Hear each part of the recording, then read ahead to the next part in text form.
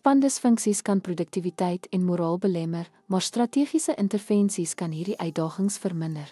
Leiers moet proaktief probleme aanspreek om 'n hoogs presterende span te handhaaf. Stel duidelike doelwitte en verwagtinge vas om spanpogings in lyn te bring. Bevorder oop kommunikasie om deursigtigheid en vertroue aan te moedig. Bou aanspreeklikheid deur rolle en verantwoordelikhede duidelik toe te ken. Hanteer konflikte konstruktief om langtermynontwrigting te voorkom.